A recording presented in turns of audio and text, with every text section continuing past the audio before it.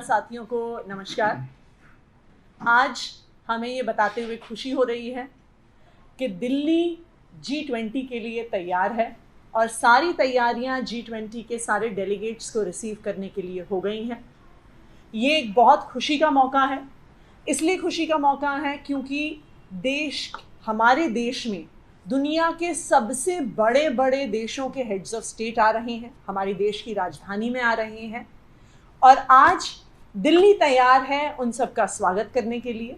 और हमें इस बात का पूरा भरोसा है कि दिल्ली G20 के सभी डेलीगेट्स का दिल जीत लेगी। G20 की तैयारियां पिछले कई सालों से चल रही हैं और G20 की तैयारियों में दिल्ली में काम करने वाली सभी एजेंसी, सभी सरकारों ने मिलकर काम किया है, सबने अपनी अपनी भागीदारी की है, जिसकी वजह से आज G20 के लिए दिल्ली तैयार है।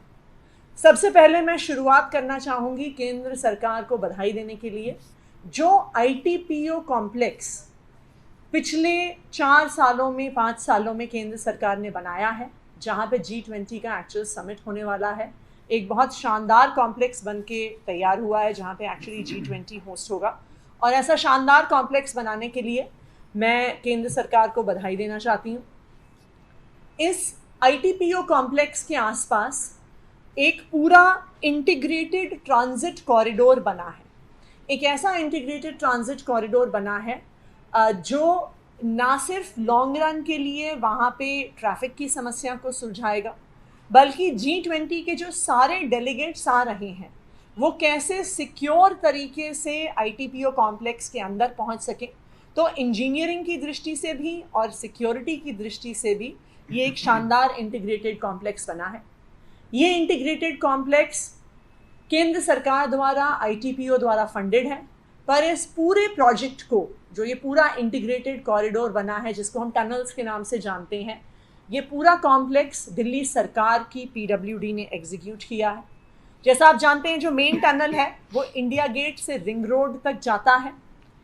इस मेन टनल से डायरेक्ट एंट्री ITPO कॉम्प्लेक्स में है, जो सिक्योरिटी की दृष्टि से बनाई गई है। 5 अंडरपासेस इस कॉम्प्लेक्स में हैं और जब ये टनल बनाया जा रहा था, ये इसलिए भी इंजीनियरिंग मार्वल है क्योंकि उसके सेम टाइम पर पूरा ITPO का कंस्ट्रक्शन भी चल रहा था। उसको डिसरप्ट किए बिना उस कॉम्प्लेक्स के नीचे से ये सारा इंटीग्रेटेड ट्रांजिट कॉरिडोर निकल के जाता है और ये दिल्ली वालों के लिए एक मैं PWD के इंजीनियर्स को इसके लिए धन्यवाद कहना चाहूँगी कि उन्होंने एक ऐसा शानदार इंजीनियरिंग स्ट्रक्चर बनाया है जो आने वाले समय में भी दिल्ली को और दिल्ली की मेन क्रॉसिंग्स को जाम मुक्त बनाने में एक बहुत बड़ी भूमिका निभाएगा। इसके अलावा जो G20 के एरियाज़ हैं उनकी तैयारी में पिछले कई सालों में बहुत मेजर जो स्ट्रेचेस हैं उनकी लैंडस्केपिंग, रीडिज़ाइनिंग, ब्यूटिफिकेशन करवाई गई है PWD द्वारा। इसमें जो मेजर स्ट्रेचेस हैं कि जब आप एयरपोर्ट से सेंट्रल दिल्ली की तरफ आते हैं तो जो सारा रिंग रोड का स्ट्रेच है, वहाँ पे मोती बाग, RK-पुरम वगैरह को, उस पूरे स्ट्रेच को रीडिज़ाइन करवाया गया है, जिसे हम यूरोपियन स्टैंडर्ड्स के सड़कों से कंपेयर कर सकते हैं। औरोबिंदो मार्ग, विकास मार्ग, लोधी रोड, राजघाट, सारे G20 एरियाज़ में रोड्स का रीडिज़ाइन हुआ है। ये ना सिर्फ G20 के डेलीगेट्स का स्वागत करेंगी, पर आने वाले समय में दिल्ली में एक लैंडमार्क पीस ऑफ इंफ्रास्ट्रक्चर की तरह जानी जाएंगी। इवन जो पूरा भैरव मार्ग है, which is just outside the ITPO complex, उसको भी रीडिज़ाइन किया गया है, पूरे को ब्यूटिफाई किया गया है, उसमें पूरे लेन्स को रीडिज़ाइन करके और भैरव मार्ग को ब्यूटिफाई किया गया है। 10 ऐसी सड़कें हैं जो बिल्कुल नई बनाई गई हैं, जो भी G20 के लिए तैयारी में बनाई गई हैं। इसमें भैरव मार्ग, पुराना किला रोड, उलान बतौर मार्ग, Mathura road, Mehrauli Badarpur road, JB टीटो मार्ग, हमारी रिंग रोड में IP फ्लाईओवर से हनुमान सेतु वाला एरिया, माल रोड से किंग्सवे कैंप चौक का एरिया, रिंग रोड में IP फ्लाईओवर से भैरव मार्ग का एरिया और नेताजी सुभाष चंद्र मार्ग। इन सब सड़कों को भी इनका इंफ्रास्ट्रक्चर रीडेवलप किया गया है। इसके अलावा काफ़ी एक्सटेंसिव ब्यूटिफिकेशन हुआ है जो दिल्ली वाले देख सकते हैं। पीडब्ल्यूडी की सड़कों पर 31 स्टैचूज इंस्टॉल हुए हैं, 90 फाउंटेन्स इंस्टॉल हुए हैं और G20 की तैयारी में पीडब्ल्यूडी ने 1,65,000 पौधे लगाए हैं। कुछ ये प्लांटेशन डायरेक्टली इन सीटू हुआ है, कुछ ये पॉटेड प्लांट्स के तौर पे पूरी दिल्ली में देखा जा सकता है। लाइट्स रिप्लेस हुई हैं, डेकोरेटिव लाइटिंग लगी है और मैं बहुत खुशी के साथ कह सकती हूँ कि और गर्व के साथ कह सकती हूँ कि अब दिल्ली G20 के डेलीगेट्स को रिसीव करने के लिए तैयार है। ना सिर्फ पीडब्ल्यूडी ने, एमसीडी ने भी बहुत तैयारियां की हैं पीडब्ल्यूडी के लिए और मैं रिक्वेस्ट करूंगी कि हमारे urban development minister Saurabh Bhardwaj ji MCD ने क्या क्या तैयारी करी है G20 के लिए उसको शेयर करें। नमस्कार। जैसा कि कई बार पहले भी इस विषय में चर्चा हुई है कि दिल्ली में जितने भी सौंदर्यकरण का काम हुआ है वो ज़्यादातर हिस्सा पीडब्ल्यूडी और एमसीडी का है और इन दो एजेंसीज ने कई महीनों से यहाँ पे काम किया है। मुख्यतः एमसीडी ने कई मार्केट्स का पूरा फेसलिफ्टिंग किया है, जिसके अंदर south x part 1 part 2 markets हैं, लाजपत नगर मार्केट है, पीवीआर अनुपम का पूरा कॉम्प्लेक्स अगर आप जाएंगे तो पूरा फेसलिफ्टिंग किया है, ग्रेनाइट, सैंडस्टोन, जहाँ पे पार्किंग एरिया होता है, ड्रेनेज सिस्टम सारा का सारा नया काम किया गया है। आरकेपुरम मार्केट की पूरी फेसलिफ्टिंग की गई है। चार मीनार पार्क महिपालपुर का जो एरिया है वहाँ पे आप देखेंगे तो बहुत अच्छा काम वहाँ पे एमसीडी द्वारा किया गया है।